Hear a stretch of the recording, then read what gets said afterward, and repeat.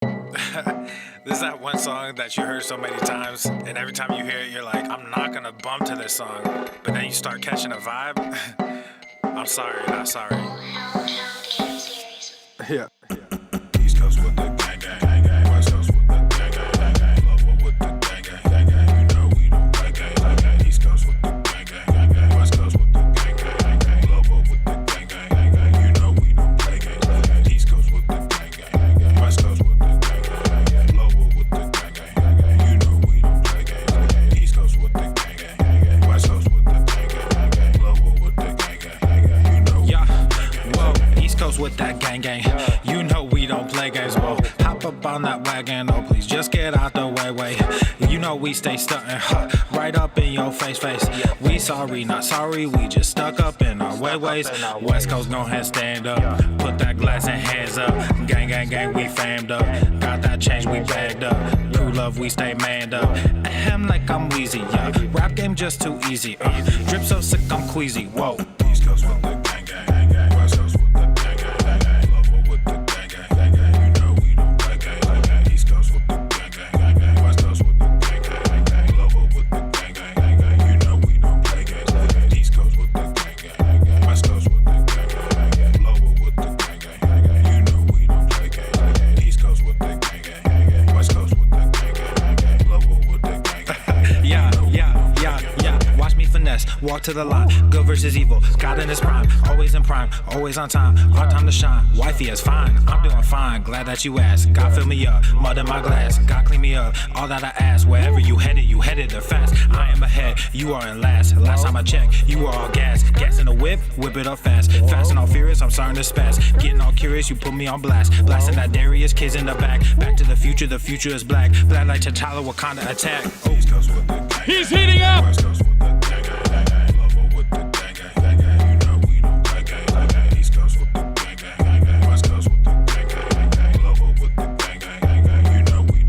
The following program is rated TV MANOC. It contains a big pair of nuts directly on your chin. It is intended only for mature audiences. Viewer discretion advised. I'm fat for many reasons.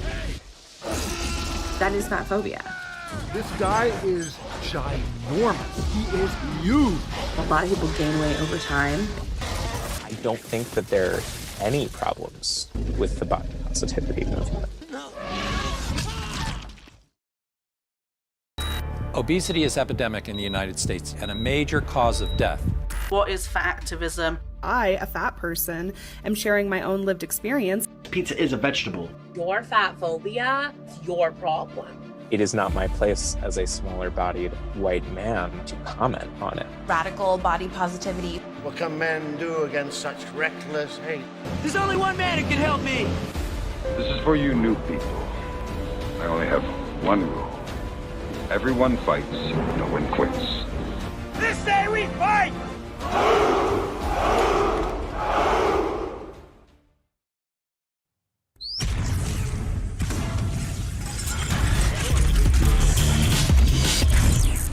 Inconceivable! The sun is shining, the birds are chirping, the bacon is sizzling. Welcome to the Daily Swole.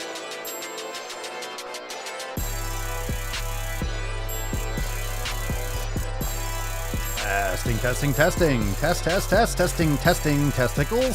Testicles. Ooh. Welcome everyone to episode 21 hundo and 40 of the Daily Mother Swole, the most muscular swolecast, beercast, broadcast, gamecast, mancast, pimpcast, sleazecast, and slaycast in the realm. Because when I flex, you flex, we all flex our biceps. What's going on, beaches, booshes, busters, hustles, and yo hoes? It's your boy Papa Swole, yo, back with another episode. Today's episode of the Beastcast is brought to you, is powered, is sponsored by Everest and K2 Flexin.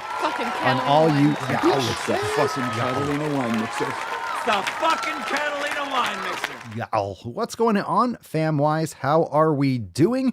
We got Tyler, Nicole, Peaceful Bandit, Ash, Stephanie, Christopher, Brian, Don, Cerny, Pedro, Nick. Everyone is here. Michael, what's going on, Jen? everyone, welcome to the evening cast. Let's get a nice little round of applause there. A little evening cast action. Very nice. Oh my goodness. So tomorrow, by the way, tomorrow's episode will be in the morning Eastern time, probably around 10 or 11 o'clock. Just a heads up for that. But we are on an evening cast, and when we go live in the evening, it's going to get pretty spicy. You switch the samples. It's going to get intense. It's about to go a little bit off. He's heating up. It's about to get wild. Are you ready for an amazing show? Fam, please hit the like button. Make sure that you are sharing the live stream. And of course, check out all the links in the show notes and the description for swolenormousX.com. Join the fam today. Before we bust the nut open, I know. Listen, I know you want to bust the nut open. I know you're eager. It's a nice juicy nut. I know you want those fats, but come on, you're better off eating an avocado. You're better off eating some grass-fed beef or some beef tallow or something like that. Come on, let's get real.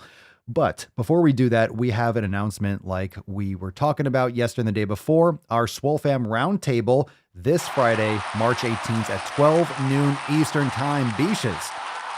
You best be there. I am the danger. So Friday's episode, that'll be episode 2142, will be private for members only. It will be a Swole Fam Roundtable.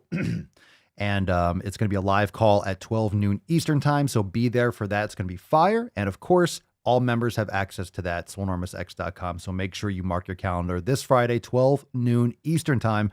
That's 12 noon Eastern time, Friday, March 18th, Swole Fam Roundtable. And it's going to be Litty McLitter Son. Really excited for that. All right. So, fam, we are ready for today's Mancast. Are we ready? I think we're ready to do it. All right. Make sure you leave us a review, share the live stream. Let's get as many people in here as possible. Anyone that needs the knowledge cock. And, we're not going to wait for anyone. It's time to go deep. Fam, are you ready? Let's do it. Let's moisturize and let's get into that nut. Let me summon the Falcon first. Okay,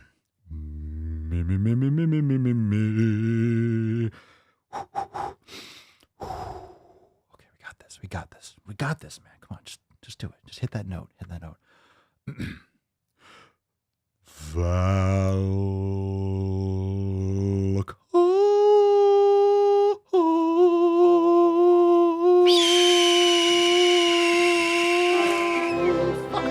Nailed it. Hell yeah. Put some respect on it. Voice of an angel.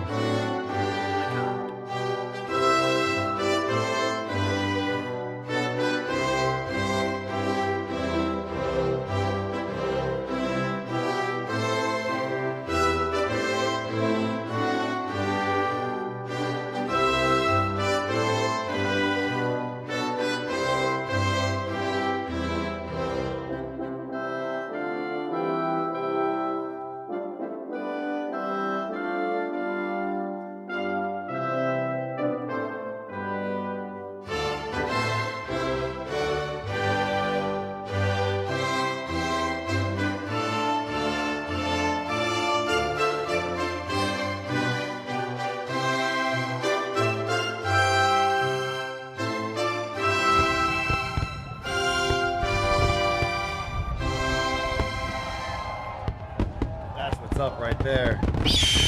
USA, greatest country in the world.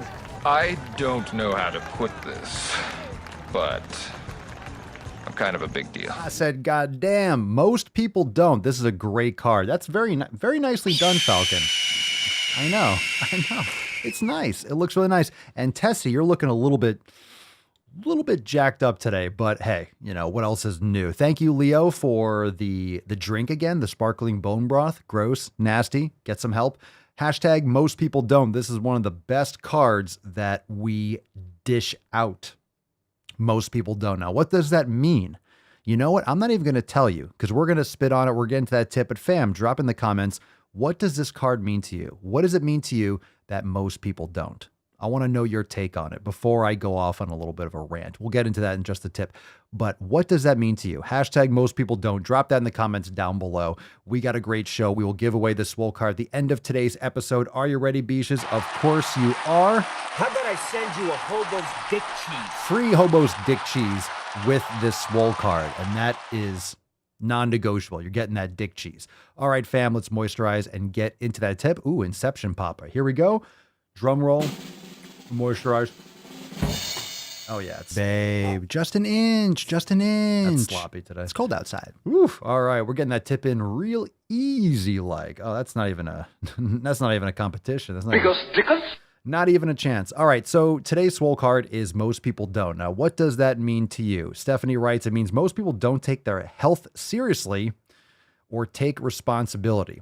And that is one option. So really, most people don't. You can obviously map this to anything that you want, but most people don't do anything.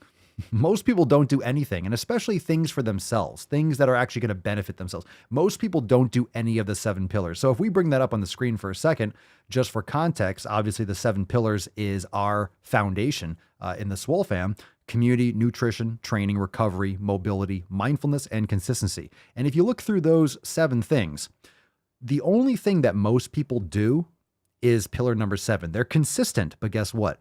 They're consistent without the first fucking 6 things, all right? They have a shitty community, their environment sucks, and they don't take care of it. They're not proactive in their community. Their nutrition sucks. We know that. Training usually sucks. Recovery, sleep, hydration, massage, sauna, cold plunge, anything that you do for active recovery or just recovery in general usually sucks. I mean, people get terrible sleep. That's just fundamental. Mobility. Most people can't even touch their toes. They just can't move. They are completely sagittal plane only. They're stiff as hell. They're sitting down all the time. Mobility's in the tank. And of course, mindfulness. People are out of their fucking minds today. No one even takes 5 minutes with a little bit of silence, just to sit with their eyes closed, a little bit of silence, a little bit of peace, a little bit of self-assessment, a little bit of awareness. People don't have that. All they do is focus on pillar number 7, and they're missing the rest of it. That's fucking bullshit. They're missing the first 6, okay? So it's one thing, and if you think about the contrast, a lot of people do the first 6, or barely, maybe the first, 4 or 5. They do 4 or 5 or 6 of the pillars, but they're not consistent. That's only going to get you limited results too. Or they're consistent with doing none of them. So how about you crush all 6 and you top it off with the 7th pillar? How about that shit? How about that? How about that? How about that? How about them apples? All right, let's see here. Peaceful bandit. Most people don't. Most people don't keep to a healthy lifestyle. They give into excuses and play the victim. Indeed. Dawn. Most people don't take the time to plan and prep meals and eat real food. Rather, they choose to eat dirty dicks. Dirty, bleeding dicks covered in AIDS. Not even HIV, just covered in straight, full-blown AIDS. So dirty, bleeding AIDS dicks, and we don't want that. Covered in COVID. And whatever else you want to add on there. It's like one of those hot dogs. You just add on all these toppings. You can't even see the dog anymore. It's just like you're eating toppings. Just it's gross. It's gross. You don't want... AIDS is not a good topping. COVID's not either. It's too much. You see, we're already going off the rails. We're already going off the rails. Fire! It's already... We're lost. We're lost. We're off the trail. We lost the plot already. What day is it? What episode are we at? All right, let's see. Ash, most people don't prioritize themselves over the distractions. Danny, most people don't push themselves to their full potential. They just fly by the seat of their pants and call it good enough. Oh my God, these are great whacks. Most people don't even realize how processed foods are slowly killing them. Indeed. That's like one of those little coffee table books. Remember those, like the Jeff Foxworthy, right? You might be a redneck if, and it's like, most people don't, blah, blah, fill in the blank. Fill in the blank. Most people don't. Most people don't do so many things. All right, hashtag most people don't. We'll get into that. Let's get into the first Swole fan post. Because we got a lot of posts of people that actually do things or are working to improve. And we got a bunch of those. Look at these posts. Looking through them. Oh, damn. Holy shit. Now I'm jealous. Now I got to get to work. You know what? It's frustrating looking at these Swole fan posts. And when you already worked out, it's really hard to do these episodes. I'm telling you, it's hard to do the podcast in the evening because it makes me want to work out again. And I worked out for a while today, and it makes me like, oh, fuck, I just want to go slam some shit because I see these pictures and everyone's crushing it, and I want to just do it again. All right, here we go. Let's see. From inside the Swole fam, Brandy. Sorry for the long post and also so many posts. I promise I'll take a break after this. How dare you? Don't you dare take a break. You post. How dare you? You post as much as you want. If you got something to add and you're asking questions or you're adding value, you post whatever you want. I mean, if you want to post memes and shit, you can go to the Telegram chat. But Brandy, you're good. You're good here. No worries. All right. Made time. Thank you, Papa Swolio, for the gym this morning. A good chest, abs, and shoulders day. I quit drinking 18 days ago, which is kind of a big deal because alcohol was a huge part of my life. I don't know how to put this. Good for you. But I'm kind of a big Kind of a big deal, Brandy. I also knew it was a huge part of why I wasn't seeing the gains I expected considering my workouts and nutrition. The difference in my overall life, well-being, and fitness level is staggering. I knew it, but seeing what life is like without it really shocks me. I mentioned how I started listening to the Swolecast recently, and ever since I've cut all kinds of shit food from my diet: sugar, oat milk creamer, crappy processed foods, and now alcohol, and I just feel better. I've lost weight, I don't bloat like I used to, and I also started making my own body lotion with shea butter, cocoa butter, and coconut oil. I look at all ingredients and just give a shit about my body. My kids are reaping the benefits too, and my husband. I started my journey 4 years ago, focused on my weight and how I looked. Now I'm focused on how I feel mentally and physically. It's a long game and I'm in it for the long haul.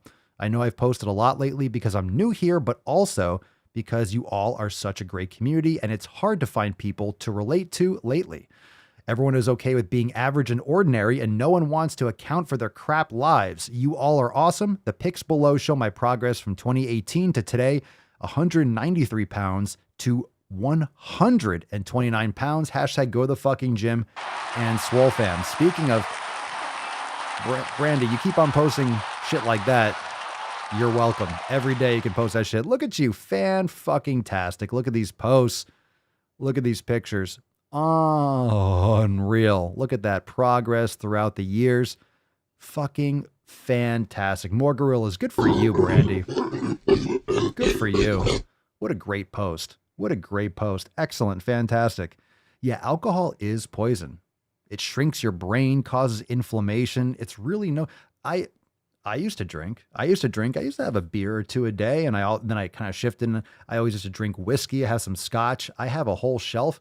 I haven't touched it in a year. I think I had one little drink for Mama Swolio's brother's birthday one time, just a little bit. I just lost the taste for it. I just have no desire to drink it. Makes a huge difference. Not just the liquid calories, but what it does to the body. It negatively affects muscle repair. Sleep quality is terrible.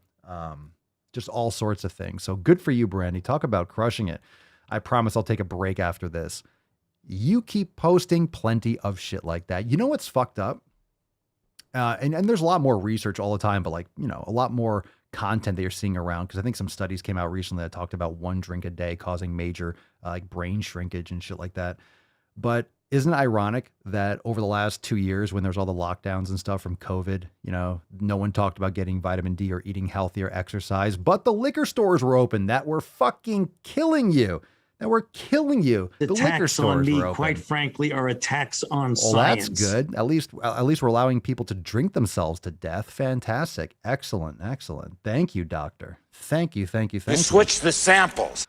All right. Speaking of making some sick fucking gains, Brandy, I think Danny over here is giving you a run for your money. Let's see what we got here. What's in the box? Danny, what's in your box? That doesn't sound good, but what's in there? What's in there, Danny? Don't show us, please. This is a family-friendly show. It's not. All right, Danny, been a little while since I posted. Just to check in, I'm still very much a part of the Swole fam. Goddamn right you are. Been really busy working 10-hour shifts and getting ready to start another part-time job trying to get shit done. So I haven't been able to catch the live cast lately, but I'm still here, LOL. Hashtag Swole fam for life. What's your excuse? And go to the fucking gym. Danny, you look fucking ripped out of your goddamn mind. Look at those abs, dude. Look at the obliques. Looking shredded. Dude, appreciate the hustle, and I'm sure you're catching up on the podcast, when you can. And super stoked whenever you're able to catch a live, but you keep on crushing and keep on posting it. Of course, for fuck's sake, of course you're part of the Swole fam still.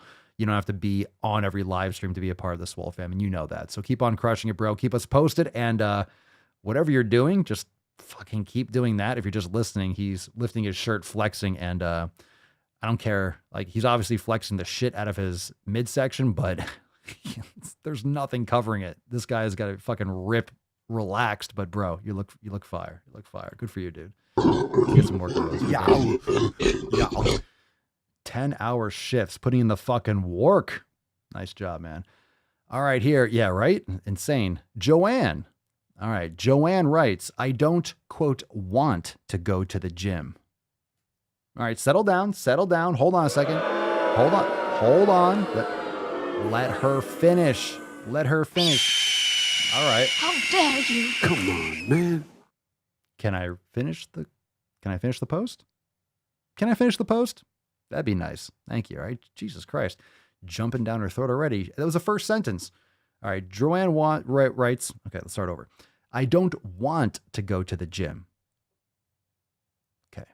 There's nothing about 4:30 a.m. that encourages me to leave my comfy bed and sweat and struggle, but I do. You see, you jump to conclusions there. And I'm far from perfect. Sometimes my lazy nature gets the best of me and I skip it. Sometimes I justify eating shit food in my head and I overindulge. Discipline is like a muscle. The more you use it, the stronger it becomes. And it never gets easier. We just get better. So I woke up late today and had every reason to skip it. A week ago, I probably would have. But I've decided not to be a little bitch and drag my ass there. Half the workout is better than none of it. Sweat my ass off and come home to an awesome breakfast. I'm happy now. My day always starts better after a workout. Good for you, Joanne. I think the key takeaway there is absolutely, like, it doesn't get any easier. You know, if you're going to the gym, you're going to work out, then you go to the gym and you work out. It's the same effort as it takes any other day. Some days you're not going to feel like it. Shocker. It doesn't matter if you feel like doing it. If it's time to do it, then it's time to fucking do it. It doesn't mean you have to lift heavy weights every single day. You can do yoga. You could do mobility. You can go for a long walk. You still need to get it done. So stop making excuses. And that's where the motivation just pulls people in a different direction, because you're not going to feel like it. Motivation's bullshit. Oh, I feel like training today. Well, that's convenient. Now go fucking train. It's not supposed to be entertaining. It's not supposed to be fun. It's not supposed to be an enjoyable. You can enjoy it. I enjoy the challenge. You learn to enjoy it, but it's not going to feel good. It's not supposed to feel good. It's supposed to be hard. It's supposed to be uncomfortable. It's supposed to burn like a motherfucker.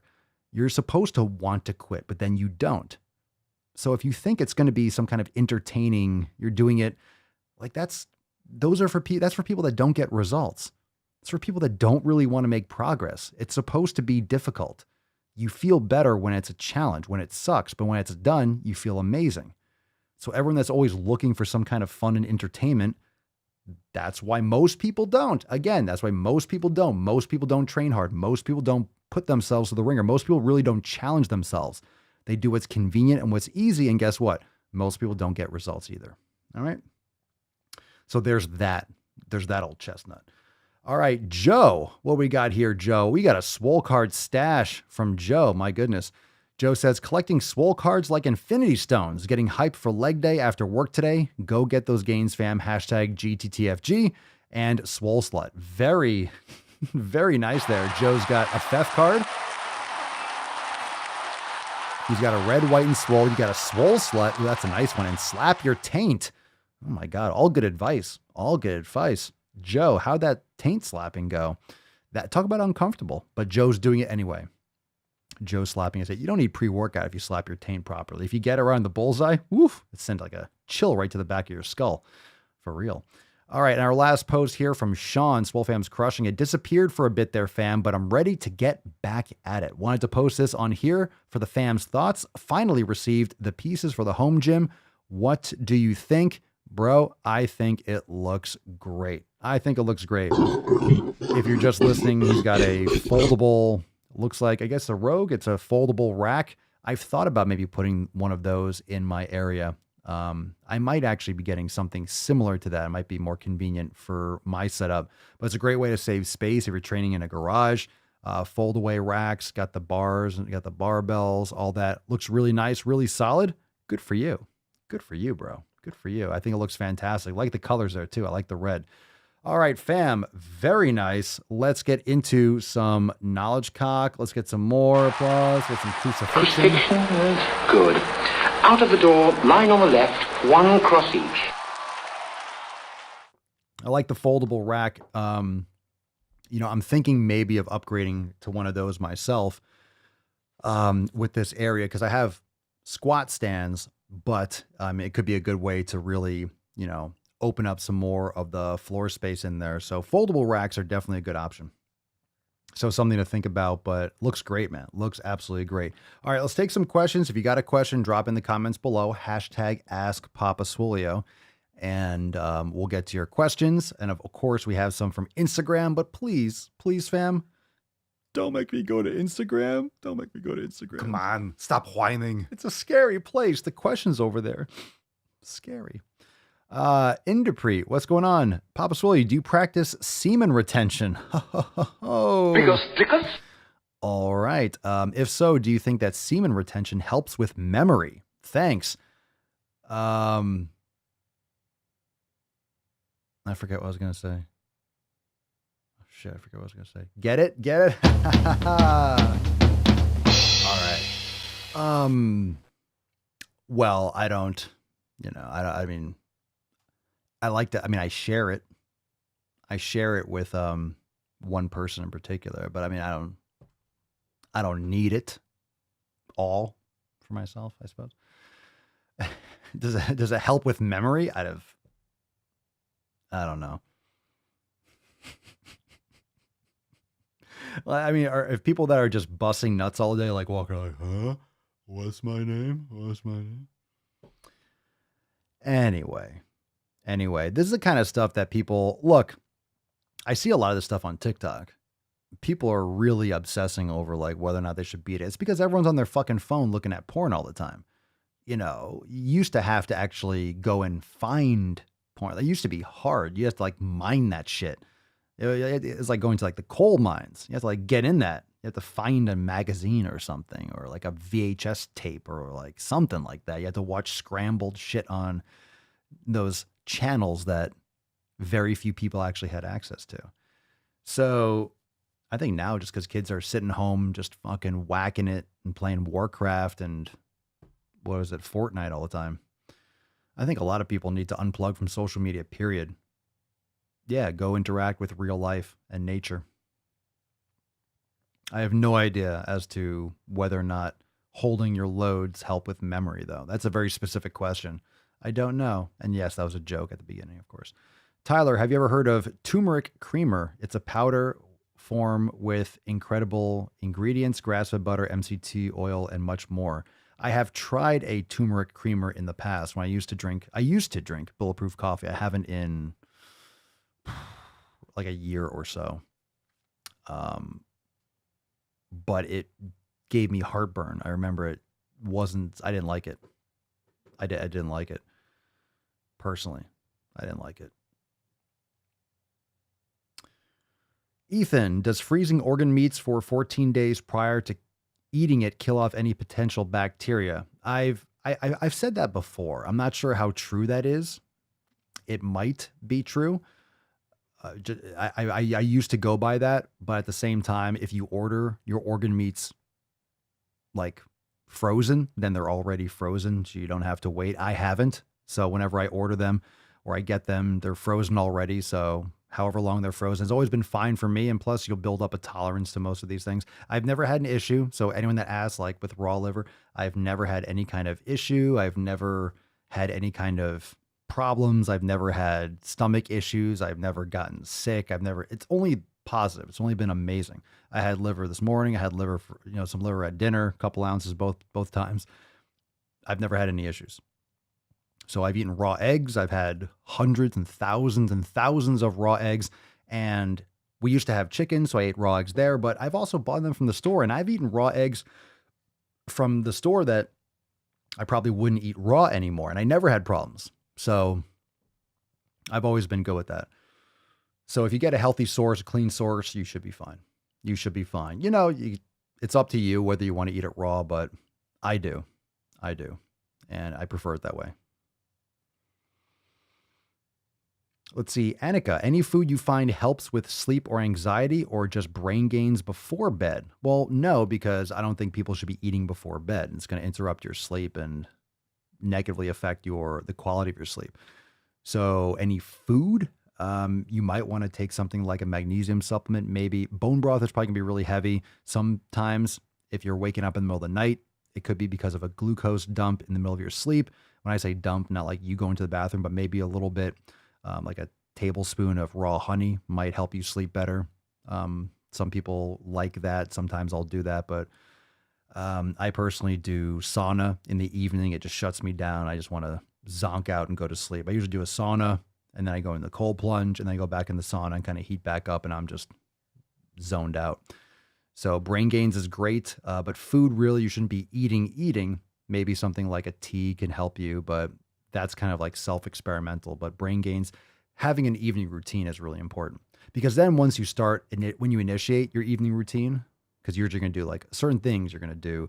Let's say you do some yoga and then you're going to go and brush your teeth. And then once you start that routine and once you really implement it, your body recognizes when you start that routine that it's the wind down. You have to train your body to know that, hey, when these elements start, that's when, we're preparing to go to sleep. So it's usually good to create that habit and create an evening routine or things that you do regularly before bed. That way your body and your brain knows that you're preparing for a shutdown. Lisa, Papa Swole, how much water consumption is best? I have a hard time drinking water. Hard time remembering or just drinking it? A good minimum, and this is a minimum, depending on your level of activity and stuff, is half your body weight in ounces. So if you're 120 pounds or 150 pounds, so 150 pounds, 75 ounces. So that's less than, what is that like? That's less than a gallon. It's a little bit more than half a gallon. So that's like the minimum. So if I'm about 200 pounds, that's at least 100 ounces of water. So I'm drinking usually a gallon or so a day. In the morning, when I first wake up, I got this guy, right? And I drink 2 of those earlier in the morning. And then I drink some coffee and I'll have, of course, much more throughout the day. So I'm drinking several of those a day. But I'm also very active. I'm out in the sun sweating my ass off all day, so I need a lot of water. Remember, water doesn't get into your system for a couple hours. So if you're training first thing in the morning, you need to be well hydrated the day before. It doesn't mean that you need to be drinking tons of water right before you go to sleep, because then you're going to be waking up to piss and it's going to interrupt your sleep quality. It just means you should be well hydrated the day before. Then you wake up, drink some more water. It'll get into your system, but at least you're not dehydrated. So that's important. But if you're going to be working out, let's say at 10 or whatever it is, make sure you're drinking plenty of water 2 or 3 hours before, because it has to get into your body, it has to be dispersed and get into the bloodstream and get around the system.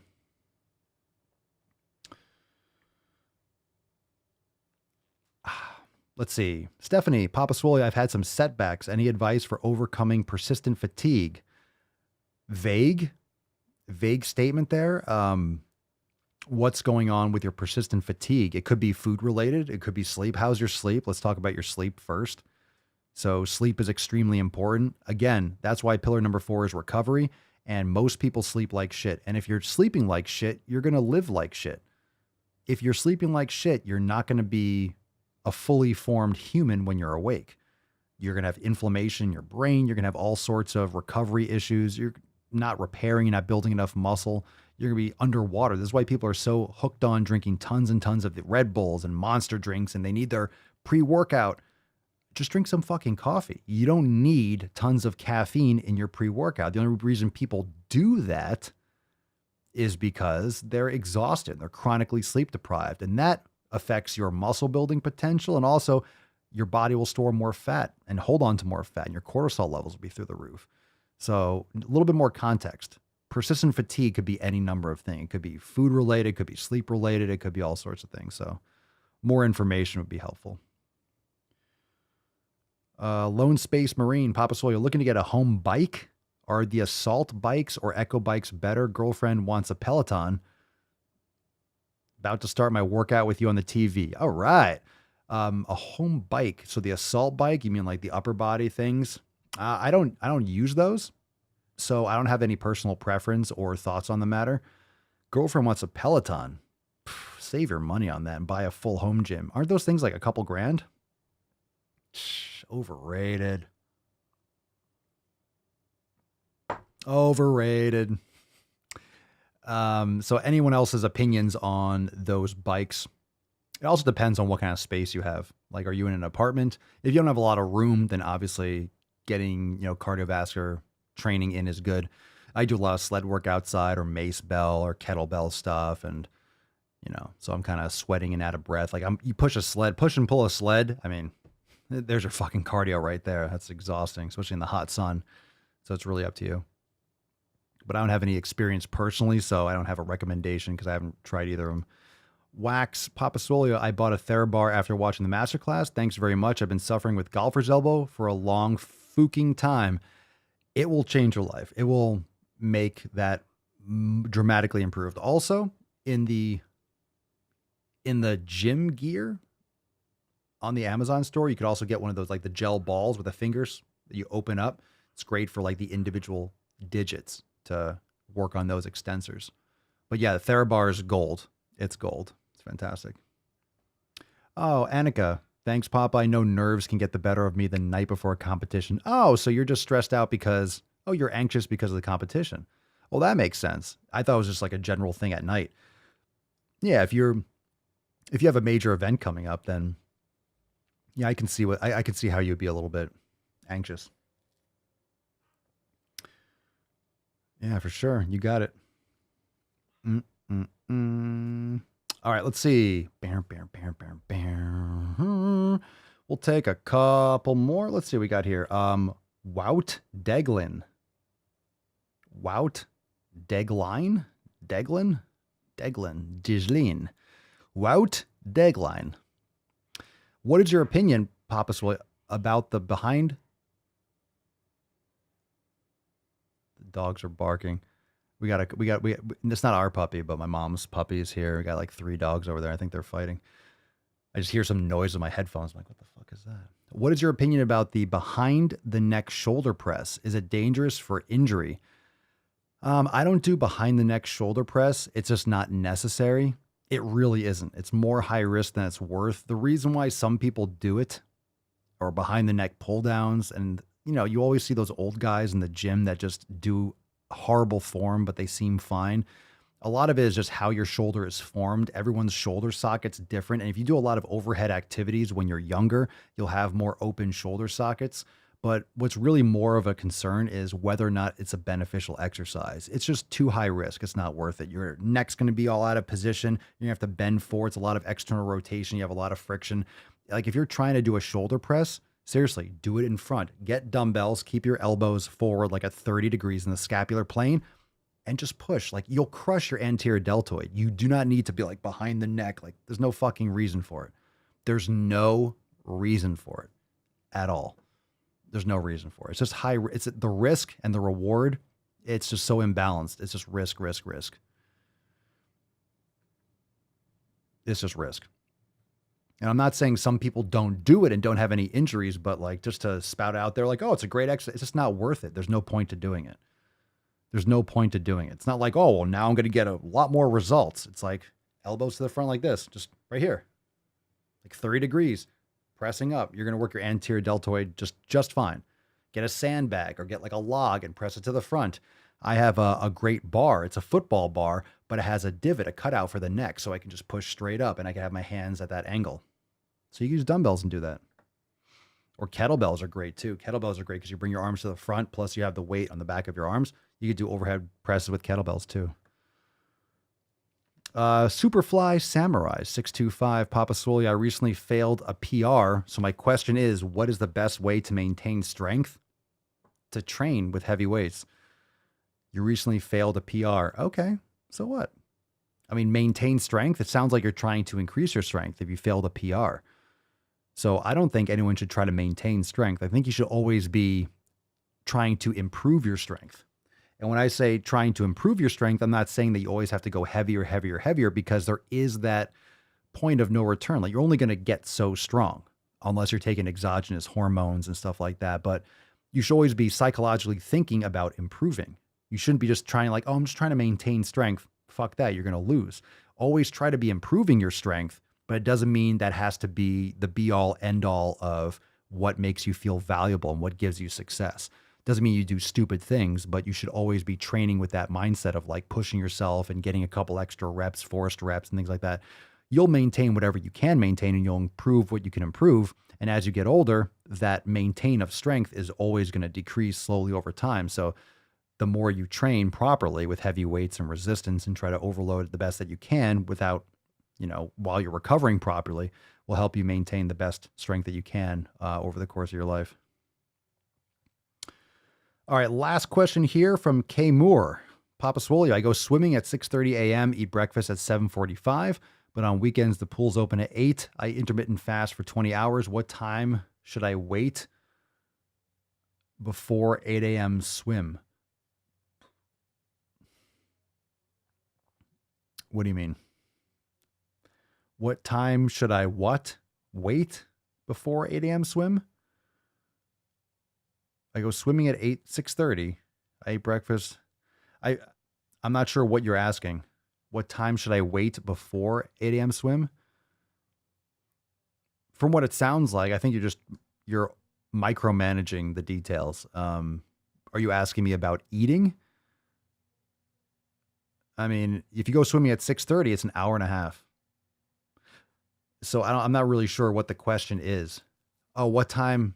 Eat. Okay, so wait. All right. All right. There you go. All right. So what time should I eat before 8 a.m. swim? You go swimming at 6:30, you eat breakfast after. So why wouldn't you just eat after 8 a.m.?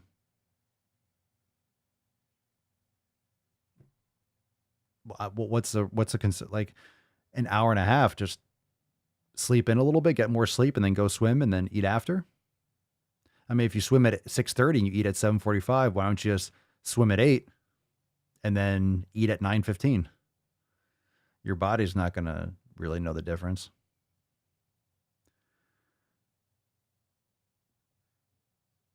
I mean, do you normally eat at 6:30? What time should I eat? That really depends on you. I mean, I don't know what you're going to feel full with. Everyone's going to have their own meal. I mean, these are the things. These are the things that you have to experience. You have to test. So everyone that's listening right now or watching live, anyone that's hearing this podcast at any time, these are things that you have to narrow down. So the elimination diet helps you narrow down what foods work best for you. But what you eat, when you eat, whether it's before, whether you do it fasted, try these different things. Like try it. Try having, I don't know, a banana an hour before. Maybe you're going to be like, feel great and you had a great day swimming. So you try it again and you feel great. Awesome. Then you try eating it half an hour before. And then you realize, oh, it kind of sat in your stomach and it sucked. All right. So you go back to an hour or whatever. Like you figure out what you like. You have to figure out what you like. And that's another thing. And that's what Annika says. Like you need to be swimming takes so many calories. Swimming is exhausting. I remember I went through a period where I was like, I'm going to swim 3 or 4 days a week. I hated it because I stank like fucking chlorine. It was awful. It was just awful. But I was just ravenously hungry. Ravenously. I would just eat nonstop. I was hungry all the fucking time. I never felt full. So yeah, I mean, it's one thing if you're swimming in a pool that doesn't have chlorine. It's awful. It's terrible for you. So it's like, I just couldn't do it after a while. But I just remember like, if you're swimming all the time, I was perpetually stinking like chlorine. So anyway, you have to figure out, those are the things you have to figure out. You have to figure out what foods work best for you after a workout, before a workout. And trust me, you're going to experiment for a while. It takes time. It takes time to figure that out. It takes time to find your sweet spot. Good questions though. Good questions. And Annika is definitely someone to talk to about swimming. So it's time to go balls deep. Come on now. That's deep. That's deep. Make me happy. Eau de chlorine is a perfume that you learn to ignore. I can't ignore that. I think we're planning on getting like an above ground pool, and it's definitely going to be salt water at some point. We're like, no chlorine. All right, fam, it's time to get in some balls deep content. Are you ready? What's in the box? I'm sure you are. I'm sure you are. I arrive in America's airport with clothing, US dollars, and a jar of gypsy tears to protect me from AIDS. All right, if you missed the beginning of the show, remember that Friday's episode 2142 is private for members only. You can supersede that. You can still get access. Private for members only. Hello? Are you hearing me? Friday's episode is private for members only. So you know what you do?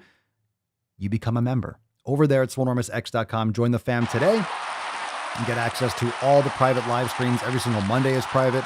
And of course, the roundtables. This Friday, it replaces Friday's FEF episode. So don't miss out. Swole Fam Roundtable, Friday, March 18th at 12 noon Eastern Time. When you log in right there on your homepage, you will see the button. Of course, I will Swole text you. I'll send out all the alerts. That way you know we're live, but I'm telling you it's at 12 noon, so be there. It's going to be fire and a nice little midday roundtable. We haven't had one of those in a while, but we had our accountability meeting on Monday at 12 noon, so it's going to be a fun time. So join us Friday, March 18th, 12 noon Eastern Time. Be there or be a jabroni. Don't be a jabroni. We don't really like those. No jabronis allowed. All right, let's see what we got here. Dun, dun, dun, dun. Yeah, shocker. All right, we got an article here that I saw and I was like, really? You don't say. You don't say. What's in the box? You don't say. All right. Headline, experts warn America's children are facing a mental health crisis, with nearly 10% reporting anxiety symptoms and 5% saying they have depression. You don't say. Matt Damon. You went full retard, man. Yeah, you don't say. You don't say when you shut down schools and you keep kids masked and afraid for a couple years. It's gonna affect their development. You don't fucking say. And you know what I love here? It says, while the pandemic exacerbated the issue. The pandemic exacerbated the issue. No, the response to the pandemic caused the fucking issue. The response was worse than the fucking disease. Yeah, that's right. The response to COVID was worse than fucking COVID itself. We're still dealing with the fucking after effects of this bullshit. So yeah, save your kids. If you have kids, make sure that they are well acclimated. Make sure that you're watching them, paying attention to your fucking kids, what they're being taught in school. Pay attention to your children. Take care of your kids. Get them off social media, get them exercising and eating right. It's non-negotiable. They're going to eat what you give them, and make sure you feed them real fucking food. American children are reporting an increasing number of mental health issues, and while the pandemic certainly exacerbated issues, figures had already been rising for years before COVID took over the world in 2020. Snooze. Researchers from the U.S. Department of Health and Human Services found that nearly 10% of American children 17 or younger reported symptoms of anxiety, with just under 5% reporting depression symptoms. And depression is just what's clinically, a lot of people say they're depressed when they're not, but seriously, that's what's reported. Most people are dealing with something or some level of this or something that's going to lead into bigger problems. And remember, these are kids and these are people that are eating garbage. Remember, most of this situation are people that are not aware of kids. The parents are not aware of anything with the 7 pillars. They're not eating good food. They're on TikTok or Snapchat or shit all fucking day. They're going to school and they're being put in like plastic bubbles with like dividers or wearing masks. They're being talked down to by teachers. They're being shoved critical race theory down their fucking throats, whatever bullshit virtue signaling that the teachers union is promoting. In other words, public school, they don't care about your kids. Most instructors, they don't care about your kids. They don't care about your kids. They're trying to indoctrinate your kids. So make sure that you're paying attention to them, because they're going to this archaic, ancient, like our technology and our society is so far past this archaic method of education. It's really just holding kids back and just beating stupid principles into their brains and wasting everyone's time. So make sure your kids are eating real fucking food. If you're feeding them garbage, yeah, they're going to have attention issues. You're sitting a child, a human child that should be climbing trees, running, being in the grass. You're feeding them garbage and then sitting them in a chair and teaching them what? What are you teaching them? What are you teaching them? Like what are they learning? The signals that America's youth mental crisis may be deeper than expected, and there are more root causes than just school closures and disruptions to daily life brought on by the pandemic. Love how they're always trying to push that off. With respect to pre-pandemic trends, there was a significant increase in diagnosed mental health conditions, specifically a 27% increase in anxiety and a 24% increase in depression between 2016 and 2019. Data from nearly 175,000 children were gathered from 2016 to 2020. Children and their parents, really? And their parents? THERE? Well, great job, Daily Mail. You can't even fucking spell. Does anyone do like a spell grammar check? There's fucking errors all the time. These news outlets are fucking terrible. They can't even spell. How can I trust you if you can't even spell? All right. Their parents were surveyed on whether they felt symptoms of certain mental health conditions recently, alongside questions regarding daily activities and whether they had received a regular dental and medical checkup. So who knows whether they felt symptoms of certain mental health conditions. It's hard to say because sometimes these like surveys are just, they have leading questions and they're multiple choice, and people don't really know themselves. They don't really know how to self-assess. And a lot of people have issues that they just shove under the rug. Bottom line, a lot of what you're going to see from any of these, I don't know, acronym 3 and 4 letter agencies that are supposedly, trying to look out for the best interest of you and your family, they're going to say, well, it's been increasing since 2016 or 2015. Yeah, it's been increasing for a long time because kids have always been eating shit. They're just doing it more now.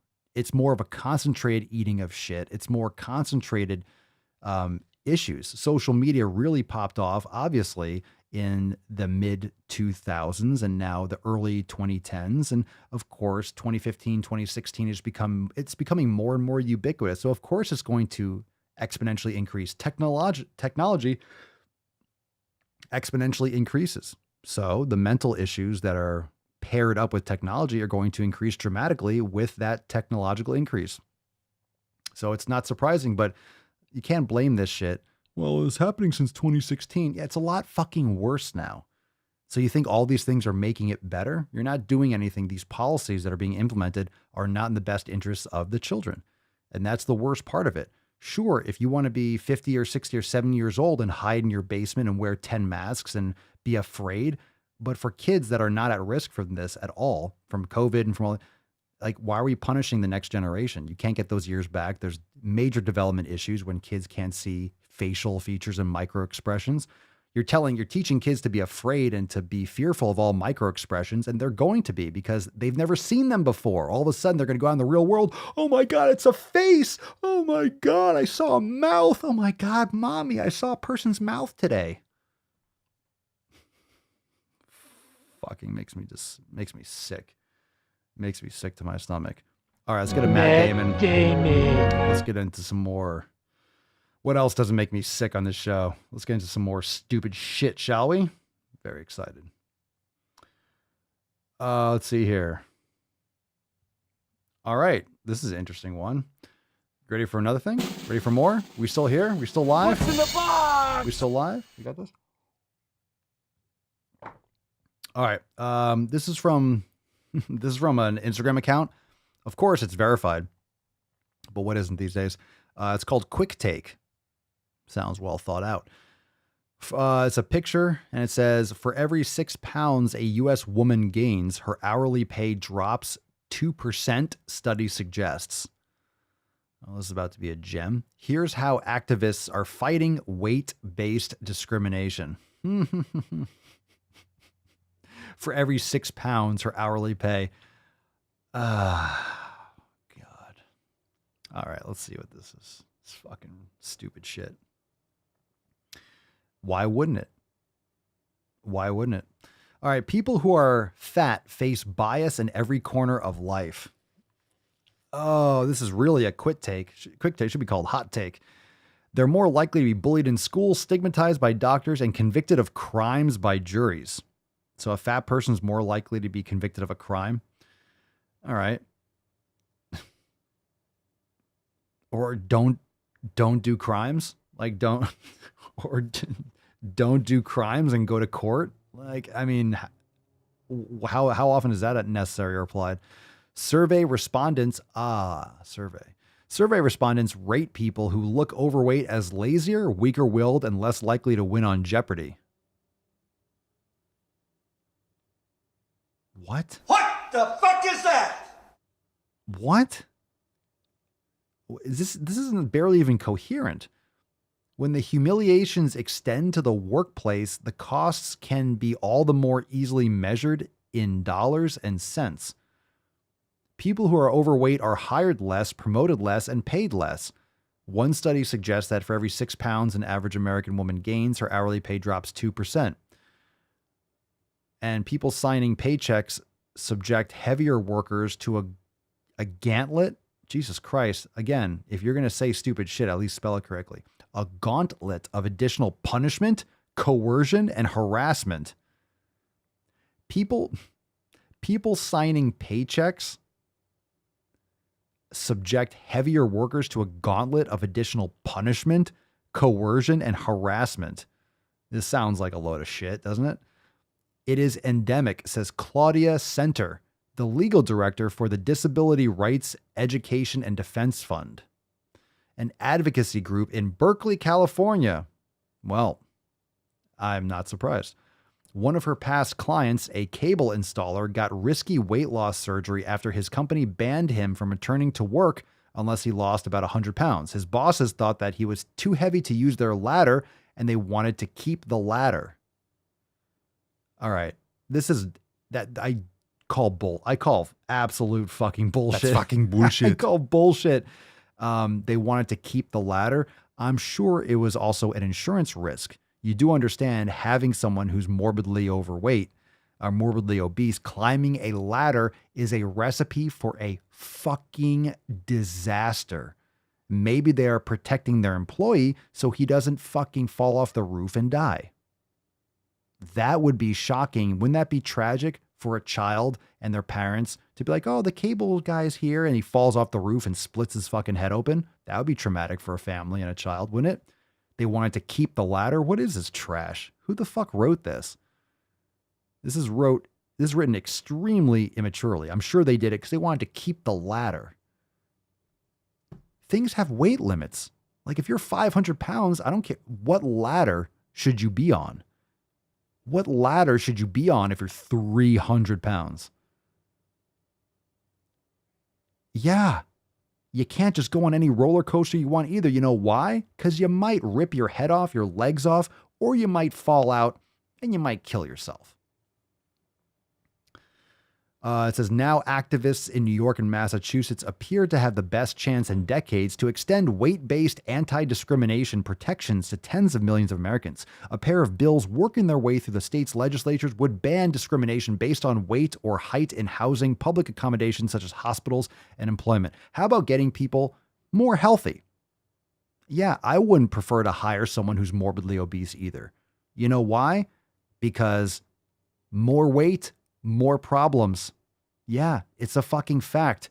If you're not healthy, guess what? More sick days. If you're doing a physically like a job that's physical, you're not going to be able to perform it as effectively.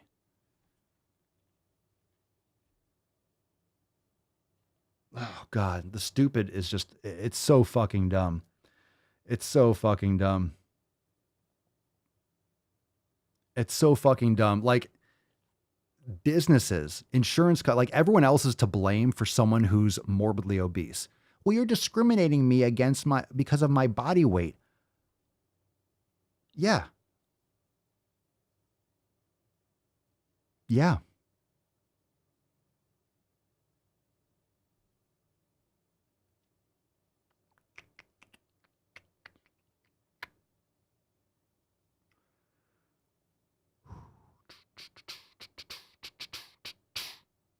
Anyone?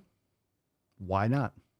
One of the things is this kind of bullshit just keeps people getting paid. So there's these activist groups in Berkeley, California, disability rights, education, defense, like all this shit is just, it's just grifting. It's literally just like these people have jobs and they have to maintain their jobs. Like you can't actually make progress with this because then all these activists would lose their jobs. So any progress that's made, there's always another fight. You do understand. You do understand, like, this doesn't end. This activism shit doesn't end. It's going to turn to something else. That's why, like, the social justice warriors and any of these activists, it just doesn't stop. There's always another fight. There's always something else to climb after. There's always something else. You know why? Because they're activists. That's what they do. Do they really want change and results? Yeah, but as long as there's more change and results to demand. If the change is already there, it's like, well, that's it. That's it. I'm no longer an activist. That's not how it works. They don't really want progress. They want to be activists. They want to keep on complaining and grab more and more power and money and, yeah, attorneys and legal fees. I mean, everyone's getting rich, and the only people getting fucked over are employees or employers that are forced to hire someone who's morbidly obese because they don't want to get sued, and then their quality of their product goes down, the risk increases. I think it's insane. I mean, or you just take care of your health. Seriously, the justification and the bending over backwards and the activism for fucking fat, unhealthy people. And I'm not saying discrimination like, oh, you're obese, you are going to get punished and flogged. But let's say I have a business and you have two people that come to me, two people, resumes, experience, the same. Someone's morbidly obese, the other person's fit and healthy. Who the fuck would you choose? You're a goddamn liar. You're a fucking liar if you say you choose the morbidly obese person. You're a fucking liar. And you're a piece of shit if you say so. You're a liar. No one would do that. And it's nowhere close to like, well, a black person and a white person and an Asian person. We're talking about qualifications, merit. Okay? You have two people. I don't care what the fuck their skin color is. I don't care about that shit. That's nonsense. Forget it. You're talking about health. Okay? One person obviously doesn't take care of themselves. The other person exercises regularly, like they're muscular, they're fit. One person's super unhealthy, same qualifications. You take the healthier person 10 out of 10 times. 100 out of 100. There's no question about it. Everyone would. Everyone would. Everyone would. You're a liar if you say otherwise. Danny, I ran my ass off during a shift, and I know the heavier folks didn't do half the shit during a shift I did, but yet they keep their jobs even when they suck at it. Right. What is it? To each according to their needs, to each according to their means, to each according to their means. You're working for other people. Essentially what communism is. You put in the effort and then everyone else benefits. So, oh, it's a team. Oh, I'm doing it for the team. Well, you know, a lot of people aren't pulling their weight. Get it? Get it? See what I did there?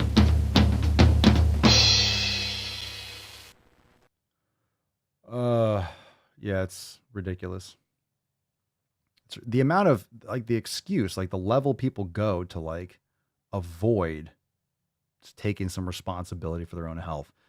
And honestly, you should. You should. If you have two people of equal skills, and I don't see how they're equal skills. If one person's obese and the other person's not, you take the healthier person. Like, you fucking take the healthier person. This is not rocket science. You don't want, hey, do you want someone who's unhealthy, can't move well? Or do you want someone who's fit and can move well and has the same qualities? Fuck, obviously. So take better care of yourself. Make yourself a better product. Take care of your health, and guess what? You're more of a catch. You're a better human for yourself and for other people. You can provide a better service to an employer. What do you think this relationship is? Employer-employee. You're providing a service to the employer. They are giving you money in exchange. If you are a healthier person, you can perform and you can execute your tasks better. Guess what? You're a more valuable employee. You should get paid more on your merit. If you're doing a better job than someone else, of course, like the positions, you know, if you're at the same job, you're at the same position. Yeah, I know people get paid the same amount, but it depends on the job, right? There's commissions, there's all sorts of different things. But if you're carrying the weight pun intended, for everyone else, and this has nothing to do with like male versus female. It depends on the job. It really depends on the job. It depends on the job. Kate, look at everyone in the comments. I'm not saying anything that's outlandish. People just don't say it out in public because, you can't say, you'll get sued, but it's a fact. If you have someone who's unhealthy and someone who's healthy, like, you're going to hire the healthy person. The fuck, really? Stupid. Kaylin Serrano. Yeah, all my union reps are fat ladies, get paid bonuses all the time. They do half the work I actually do in the store I worked. There you go. Fat privilege. Yeah, people ask like it's thin. It's just gaslighting. All right. The extremists, woke, the left. What you get, this crazy ass fucking like these extreme blue hair, septum pierced. They're all complaining about thin privilege. They don't talk about fitness privilege. It's always blaming you for doing what they're doing. It's all it is. All this shit is. It's all hypocrisy. And this is what you're seeing, with this rift in the country. You have the hypocrisy on the left, and then everyone else is like, we're homeless now because we don't know. Like, they just broke the fabric of our political system. It was already broken, but you know what I'm saying? It exposes the hypocrisy. So they usually blame everyone else for what they're doing. So they blame thin privilege, for example, while the fat people get the privilege. So I don't know. I don't, there's no customer of Swole policy on Southwest Airlines. Is there a customer of Swole? How about a customer of size policy? I'm absolutely fucking yoked. I want 2 extra seats. I want a whole row for myself. Customer of size, customer of Swole policy. How about that? Kaylin, and I still get reprimanded when I slow down for a sec. You're right too. All of them have blue hair too. Fat Panda had a bigger girl work as a cashier, which is essentially just standing there. She got fired because she kept leaning on the till and refused to do extra work. Stephanie, they say even anorexic thin people have privilege. You have privilege when you're dying. Yeah, right. Okay, let's take a couple of videos. Crazy shit, right? What the hell kind of country is this where I can only hate a man if he's white? All right, these are the important things that we have to do in our world. Okay, let's get into quick take indeed. They didn't even think. All right, pick a number, 1, 2, or 3. 1, 2, or 3. Well, folks, eliminate one tax loophole out of $1.6 trillion worth. $1.4 trillion worth. Out of $1.4 billion, $1.4 billion. Okay, pick a number between 1 and 3. 1, 2, or 3. 1, 2, or 3. Here we go. Oh, what's it gonna be? You're insane, gold member. Let's go here. I'm sorry to hear about your working environment. Let's do this one from Kaylin. Number 3. Number 3. Here we go. Number 3. We hold these truths to be self-evident. Number 3. All men and women created by you know the thing. Wow. Actually convenient. The reason why we have the live stream audience choosing a number is because we need a scapegoat. We need a victim. We need to blame someone for this shit. So it's not my fault. Kaylin chose this number. Kaylin chose this. All right. And conveniently enough, the video is called Medical Fat Phobia Septum Piercing. So hold on to your fucking nips because I have a feeling it's about to get blown off.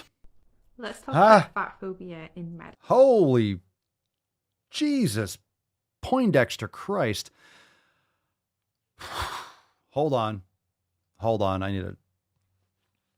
Whoa. I got hairy legs.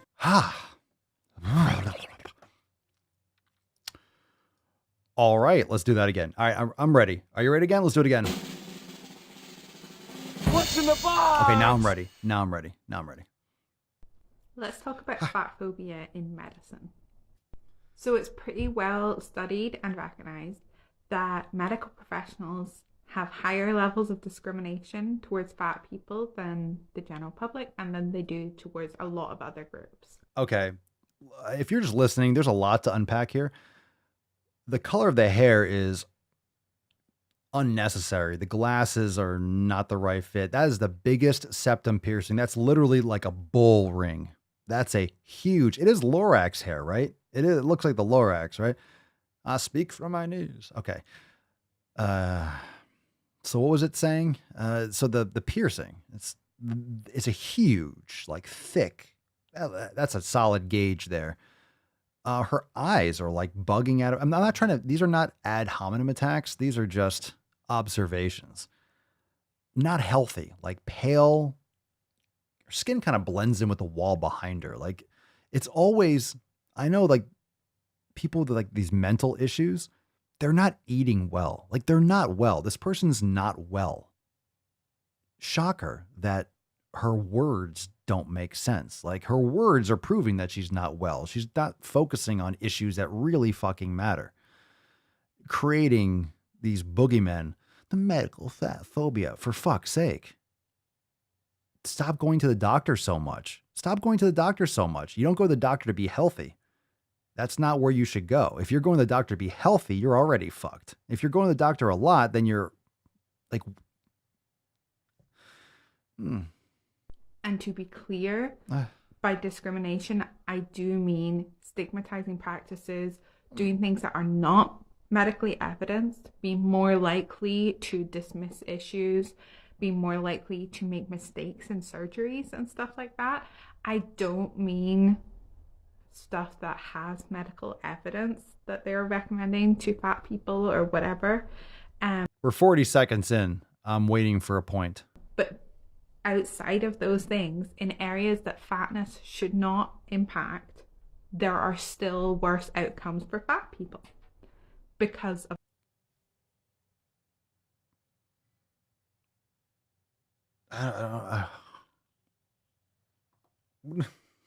What are these? What are these words?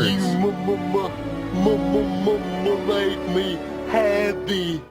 Today, Junior. What is going on here? Stigma and because of discriminatory ideas.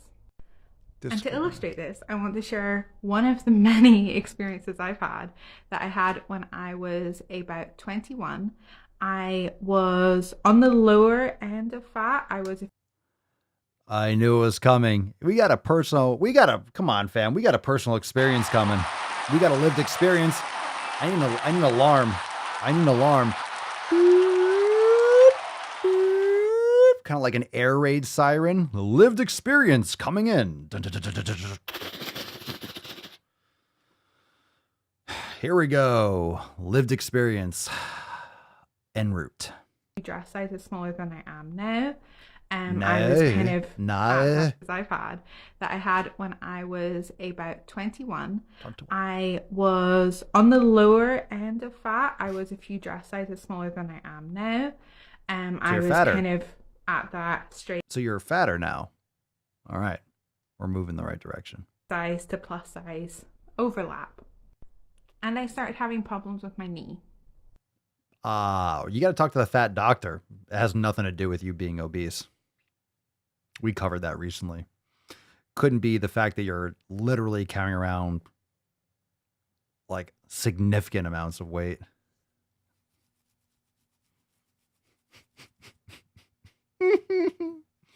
It would lock. It was very painful. It was, it would kind of be impossible to bend. It got very swollen. It had a lot of issues. And the doctor kept brushing me off. GPs kept telling me, do some more exercise, go easy on it, put ice on it, lose some weight. It's probably your weight pushing down on the joint that is causing it to be worse. Now, I am not saying that doctors have good advice. I mean, this is something that should have been done before you had knee issues. A lot of times knee issues come from, especially for women, you already have a larger Q angle. In other words, your femur is coming in at a larger angle because of your wider hips for childbearing. So adding more weight exacerbates that. And then, of course, flattened feet, wearing high heels, shortening of the gastrocnemius, pretty much deactivation of the anterior tibialis. You have a lot of overpronation, so you have a lot of pressure on the inside of your foot, which causes a lot more shearing stress and joint pain and more risk for ACL injuries, meniscal tears. So this is like, I mean, That came first. But of course, losing weight will decrease the overload. Just fact, it's called gravity, right? It's called gravity. It's going to push through. So, it's not making it better, but it's also probably coming from your nutrition. Like, what could you possibly be eating? I mean, have you gone outside? There is something out there called a sun, and I highly recommend it. I really do. The sun is an awesome thing. It really is. Like, it's good. It's good. And they also kept saying that it was probably cartilage tears, despite the fact that I hadn't done any like contact sports or had a fall or anything that would usually indicate cartilage. You don't think having like 100 or 200 pounds extra weight could cause a cartilage tear? Yeah, oh God. Problems. But they kept saying, oh, it's probably your cartilage tearing because you're so fat, basically. And like... Basically, so they didn't say that at all. You just internalized it. So basically means you're saying this stuff.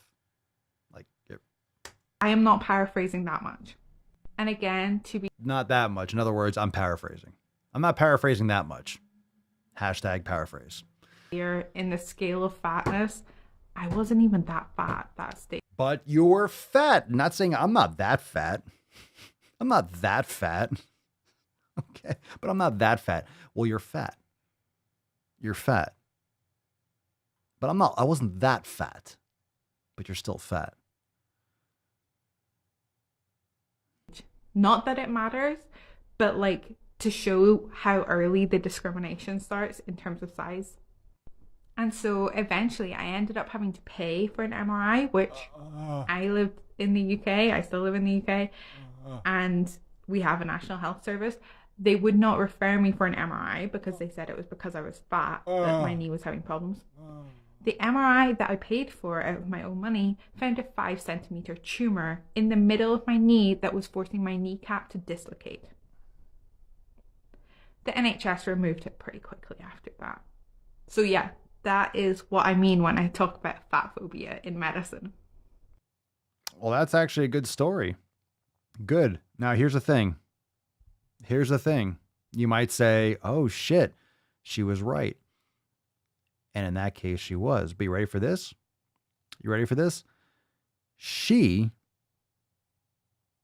Check this out.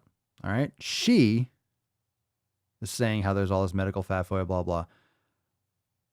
But she's missing the point.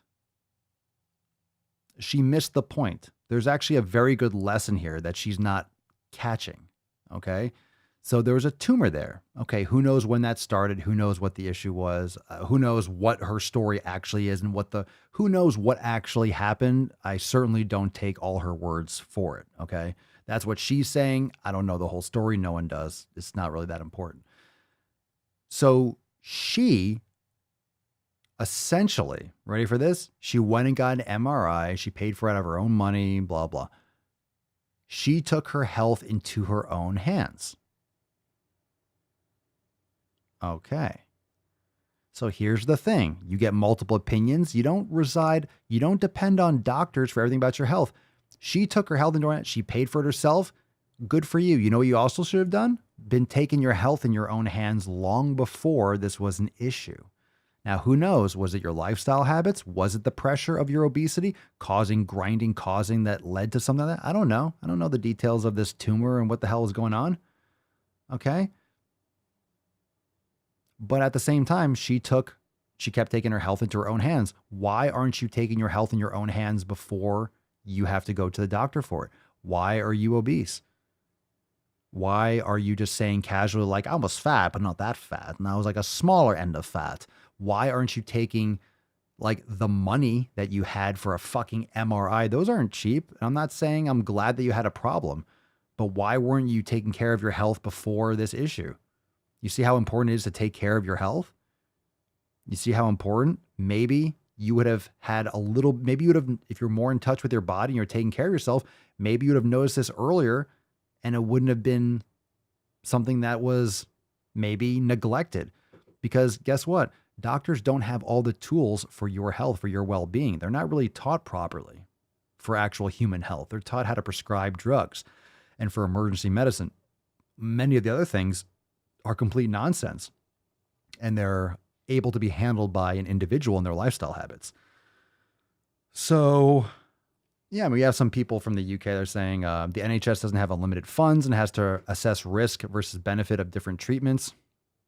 We don't know about the unhealthy lifestyle and the impact of the tumor. But yeah, it is sick care. It's not health care. But the message is take care of your fucking health. So she was not taking care of her health to begin with. And I'm not saying that literally caused a tumor, but you know, someone who's really healthy, taking care of themselves, exercising, eating properly, generally they don't have tumors. If you were putting that effort in, this maybe could have been avoided or mitigated. It's just like you're depending on doctors for your health. Like you are in charge of your body. Seriously, stop outsourcing your health. It's a doctor, still another person. They're not experts in your body. They don't know everything that you're doing. They don't have the time, the resources, nor the education to actually help you implement and really know what's going on. They only know what you tell them. You walk in, you're like, hey, my knee hurts, and you're 400 pounds. Guess what? Everyone's first reaction is, yeah, you have 300 pounds of extra weight on your knees. Number one, that's not fucking helping. So whether that caused the problem or not, it ain't helping. Oh man, I hurt my ankle. Oh, here, just put this 300-pound backpack on. Okay, cool. Thanks, doc.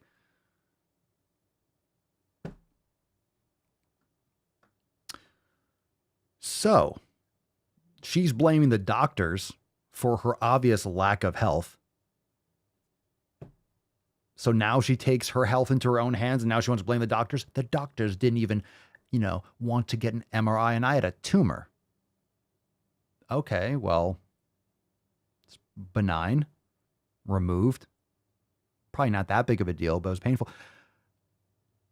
Maybe it wouldn't have been as painful. Maybe it wouldn't have gotten exacerbated. Maybe it would have been caught a lot earlier if you were healthier. I don't know, whatever. But you see, it's like why weren't you doing that before? Why are you doing that before? All right. Well, glad her knee's better, but she's still fat probably. So she was, and you hear her fucking story? She said, I was a small fat then, a couple sizes lower than I was now. So that issue that she just talked about, pick a number one or two. The issue she was talking about, she's fatter now. So after all that with the knee problems, the tumor, blah, blah, not taking care of her health, guess what now? Now she's even fatter. Now she's a couple sizes bigger. That's what she said. So keep up the great work. Excellent. Fantastic. Well done. Glad you made those amazing changes in your life. All right, let's do Kashina. I actually clicked on the wrong person, but Kashina, it is what it is. Kashina, number 2. Kashina, I wasn't clicking on your name, but I did. All right, Kashina, team 2. We're going to do both of them anyway. So team 2. This is called, This is called fatphobic. Holy shit. This is called fatphobic breast reduction. What is going on here? Hadouken! I don't believe you people. Huh? What do you mean, you people? Here we go, fam. Hello.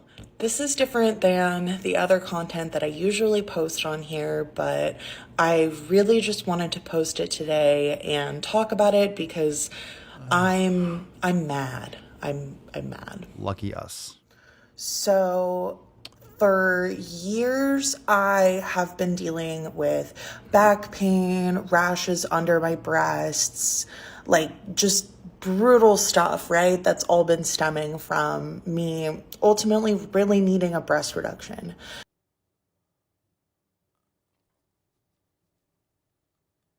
All right.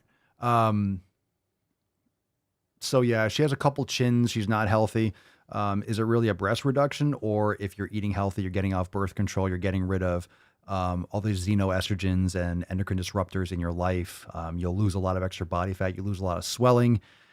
A lot of this stuff can take care of itself in many ways. Mama Swole, she went off birth when we got her off birth control and change all these other things, like, man, her body like shrank, her breast size, but everything, like her bloating, she wasn't even super big.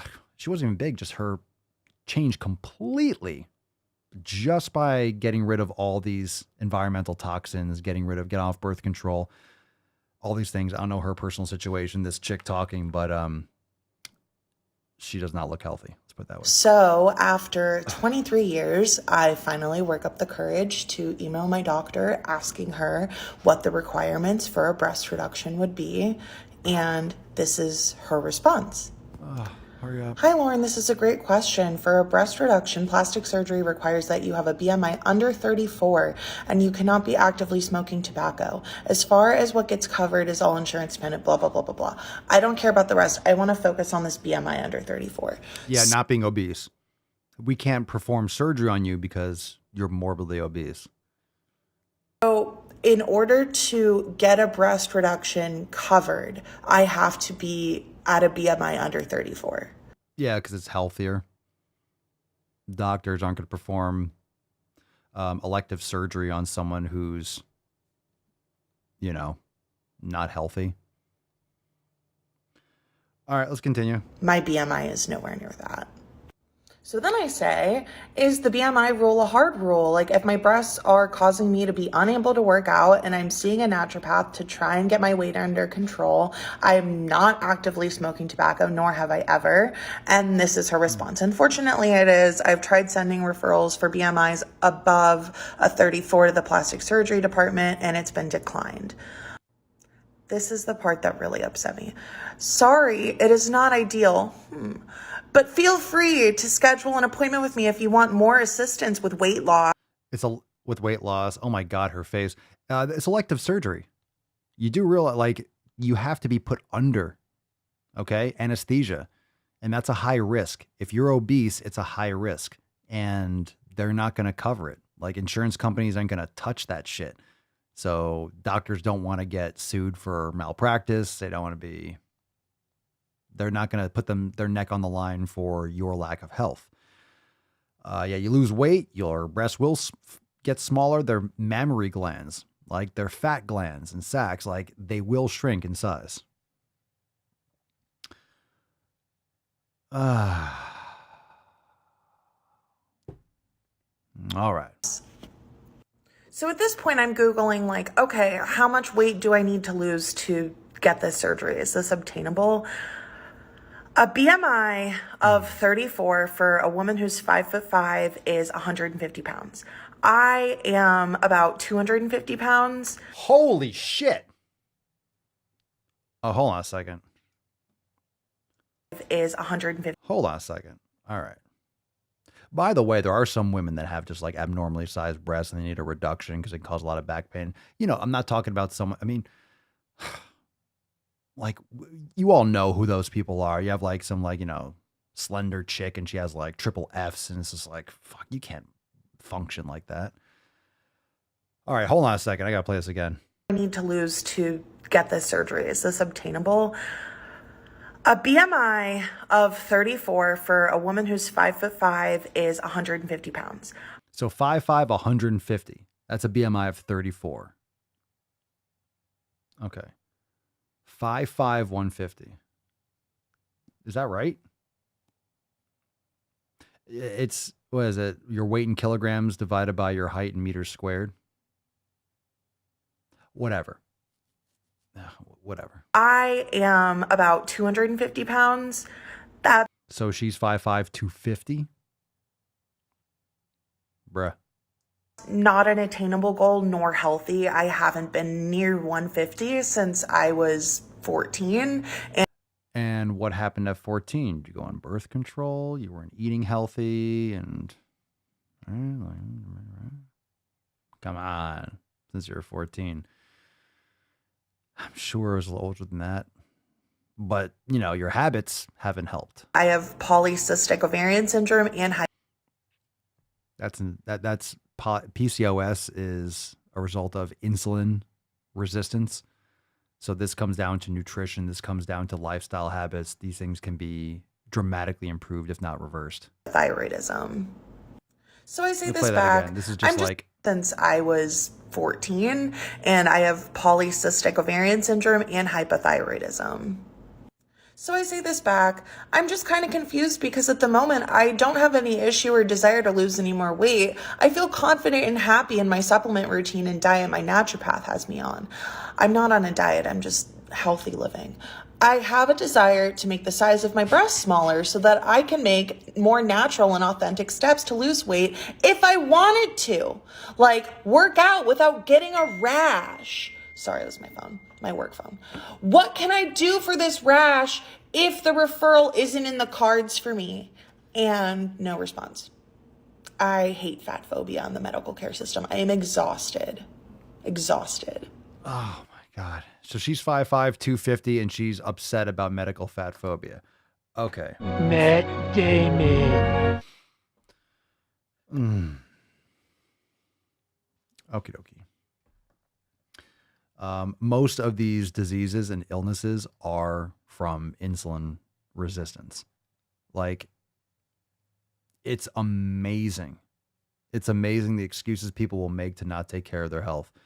And I'm not saying people have all the tools and the education and the awareness because parents don't have that. Generations, people have been poisoned with shitty food for decades.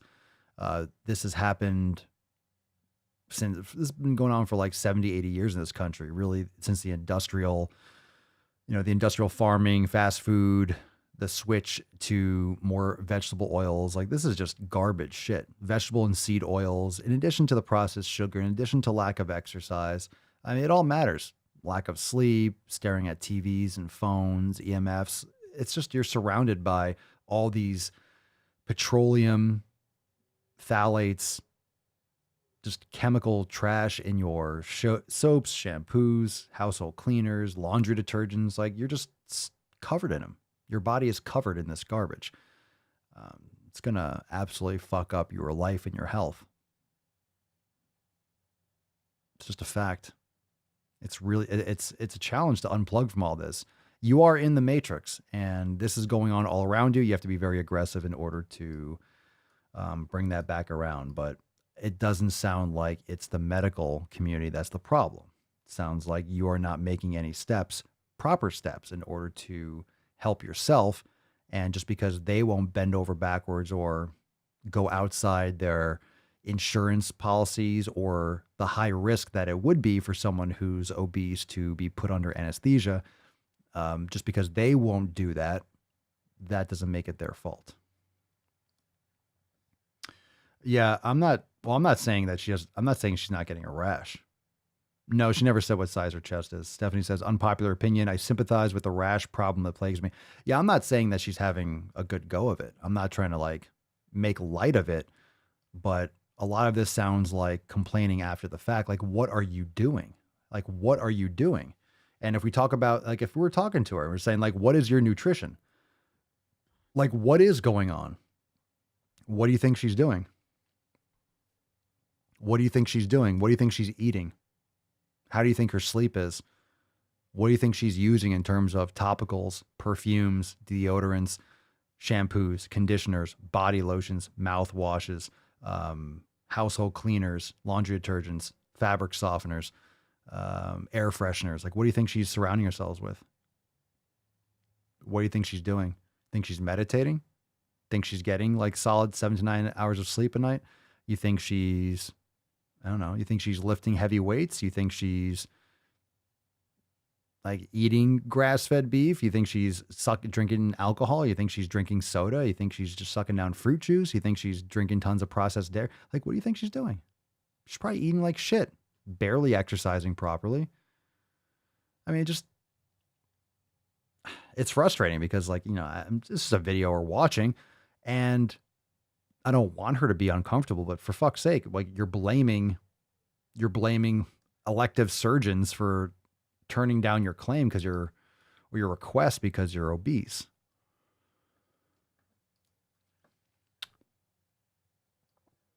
I mean, and when I say that, I can say that with confidence because you could see her chins. You can see like she's not a healthy looking person. And it's not because she's doing everything properly and it's just all her genetics and she just can't lose weight no matter what. The last time I was this way is when I was 14. Well, what have you done since you were 14? Just trash yourself. It's pretty much what a lot of people do. Just trash themselves. Doesn't sound nice to say it, but I'm not watching these videos and I'm not trying to be nice. I'm not trying to be mean. I'm just pretty objective with it. It's pretty sure you're not doing anything that we do here in the Swole fam. Pretty sure you're not doing any of it. So I'm not surprised. It's just frustrating when people like that are blaming, like I said, they're blaming getting declined for elective surgery, albeit you're getting a rash, but you know, and you're suffering from other issues. It's obviously your lifestyle, hypothyroidism, PCOS, like this is from your lifestyle. It's environmental. This shit is environmental. All right. Last one. This one's called, well, we went long tonight, but that's what she said. Because stickers? All right. This one's called Body Positivity. Boys have a penis, girls have a vagina. It's good advice. Body positivity. I mean, it's a vague title, but who knows? Who knows? Maybe it's something that we haven't heard before. I doubt it. Hey y'all, I just wanted to talk about some beef I have, and Ever served in a forward area? Some beef you have. Tell us about your beef. Tell us about your beef. Hey y'all, I just wanted to talk about some beef I have, and it's the fact that so many super thin, skinny, conventionally attractive people. Thin, skinny, and conventionally attractive. Conventionally, is that what we're calling it? Conventionally attractive? You mean attractive? You mean fit, like a fudge? Or using the hashtag body positivity and have been commandeering the movement for so long. All right. Thundergunch. Let me educate you. Body positivity is for people that are missing limbs, that are burn victims, people that really need to be positive. The fat people hijack body positivity. You fuck. It's the fat people, the fatties hijack body positivity. You hijacked it, not the thin, conventionally attractive. Everyone is. Everyone's jumping on a fucking hashtag because you're desperate. You're desperate to get views.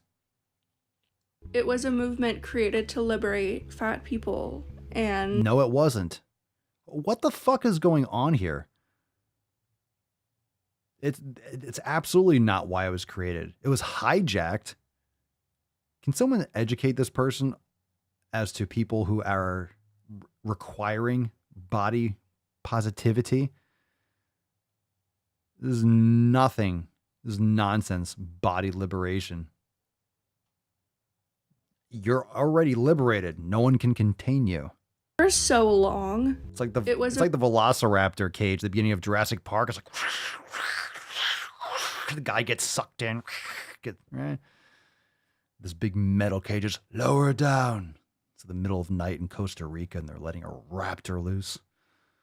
Movement created to liberate fat people and very discriminated against bodies, and now the hashtag is just full of thin people, people with thigh gaps, you know, very able-bodied. Oh, they're able? Just taking up all the space in the movement.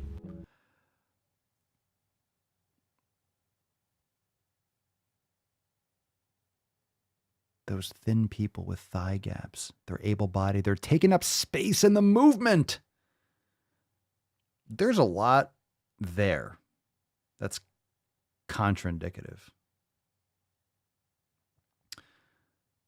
There's no movement.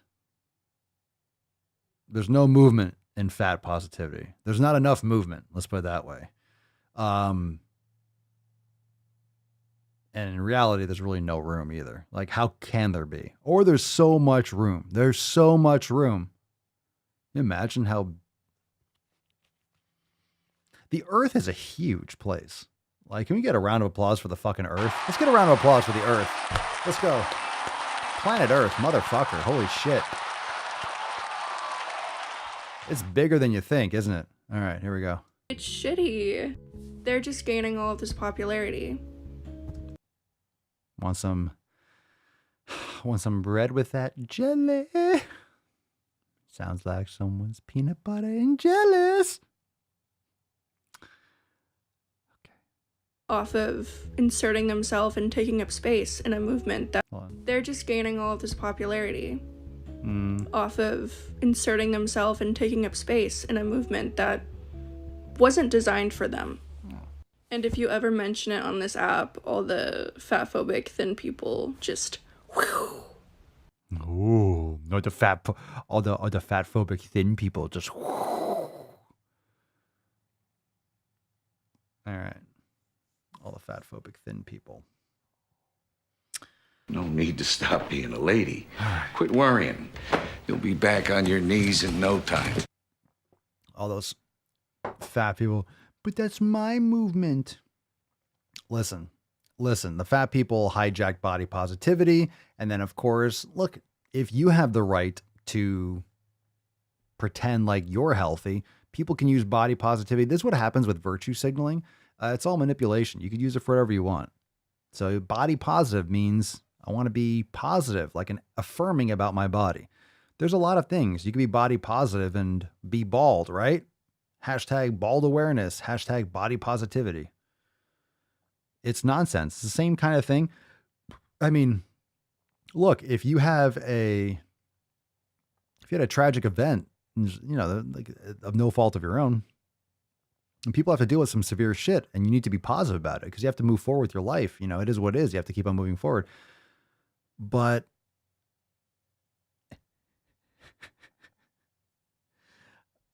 it's just like,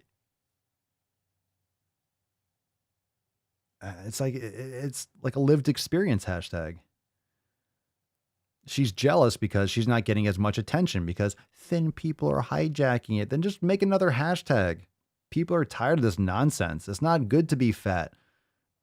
Most people aren't attracted to it. It's not attractive for someone that looks like they're unhealthy. There's no benefit to being obese. There's no benefit. Maybe if you're moving around or you're standing up a lot and you're obese, it's like, well, maybe some bone density in your lower body. There's nothing good about it. There's nothing good about it. Whatever you tell yourself doesn't make it better. It doesn't make it better. You can't overcome that. There's no benefit. There's no benefit to being obese. Absolutely not. Okay. Ridiculous shit. Swole card giveaway time, fam. Thanks for being here. Late night cast. I wanted to get through those videos. Went a little bit long, but that's what she said. Reminder that day after tomorrow, Swole Fam Roundtable, Friday, March 18th, 12 noon Eastern time. Be there or be square. Friday, March 18th. So day after tomorrow's episode of the podcast, 2141, will be in the morning. So be ready for that, probably 10, 11 o'clock. Friday will be private for members only. Join the fam today. SwoleNormousX.com. Be there for the Swole Fam Roundtable at 12 noon Eastern time. We have an amazing Swole card to give away, and it was a hard one, as always. That's what she said. Today's Swole card, it is Most People Don't, and today it goes to our very own Brandy. Congratulations! It's an amazing post, great story, and amazing picture. Go and rewind the podcast. Check out the beginning. Brandy, yes, you make a lot of posts. We love it. It was a long post, but it was fucking great. And you absolutely deserve today's Swole card. Send us an email to support@swolenormous.com. Swole card 2140 in the subject, your mailing address. In the body of the email, you're making sick fucking gains. And if you think that you can't make it happen, just make sure you check out Brandy's story because she is getting it done. She's 18 days after drinking. She's cutting all sorts of shit out of her diet. She's just changing her life, and she's a brand new person. Congratulations, Brandy. You are fucking awesome. Yeah. All right, fam. That was a deep episode. We went really deep, went really hard, but what else is new? Let's nut this beesh and have a great rest of the evening. What a great man cast. It was intense. 60% of the time, it works. No excuses, fam. That doesn't make sense. Remember, the lesson from today's shitpost is your health is in your hands. It's your job. It's your responsibility. You're in control. Make it happen. Do it right. Dodson, we've got Dodson here. No more shenanigans, no more tomfoolery, no more ballyhoo. No more ballyhoo, fam. No more ballyhoo. Are there any women here today? Loud noises! Now I know you'd love to just sit there and keep being not slim, but we gotta work a little today, okay? You switch the samples.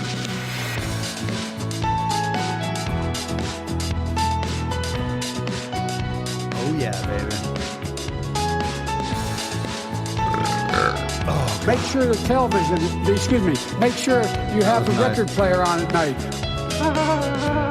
And that's the way, I like it. I got hairy legs. Attacks on me, quite frankly, are attacks on science. I'm prepared to say that I have a record of over 40 years and that I'm going to beat Joe Biden. Look at my record. I wish you did beat Joe Biden. But then, if you beat Joe Biden, then Joe Biden would, God damn it. Fuck this anyway. I'm gonna beat myself. Maybe, that's what he's doing. That's what's going on. Joe Biden beats it. He masturbates too much and he has no memory. We figured it out. Come on, man. Well, we figured out that's the answer. We know. Now we know what's going on. You old dog, you. Inconceivable! I knew it.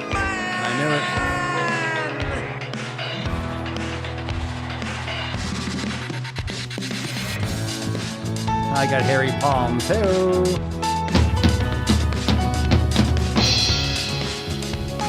What you just said is one of the most insanely idiotic things I have ever heard.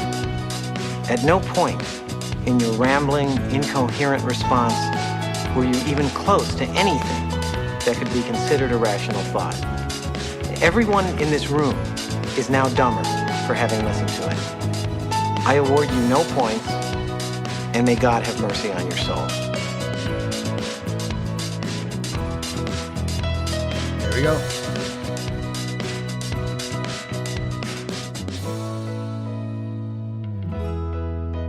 No hands. 2. Fucking nailed it. Let's go. Hello, baby.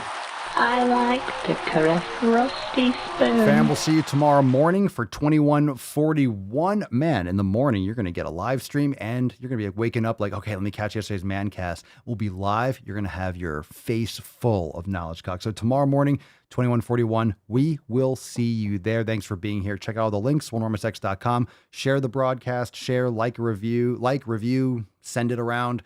Spread the knowledge cock, and make sure you check all those links down below for more information. Join the Swole Fam Friday, 12 noon, Swole Fam Roundtable. Join today, swolenormousx.com. Peace, McGee's, Deuce, Magoose, your boy Papa Swole. Oh.